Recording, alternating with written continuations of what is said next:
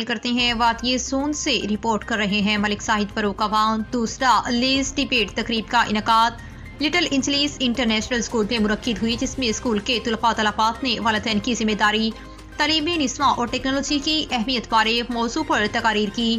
ججز کے فرائض اسلام ذکی، ملک توصیف احمد اور صوفیہ ملک نے دیے۔ تقریب کے مہمان خصوصی ماہر تعلیم ملک اقبال احمد، ملک مسر عباس اور دیگر نے اول، دوئم اور تیسری پوزیشن حاصل کرنے والوں میں انعامات تقسیم کیے۔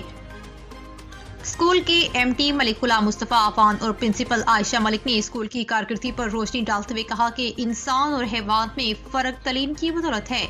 تعلیم کسی بھی قوم یا معاشرے کے لیے ترقی کی ضامن ہے۔ تعلیم ایک ایسی دولت ہے جو بانٹنے سے گھٹتی نہیں بلکہ بڑھتی ہے۔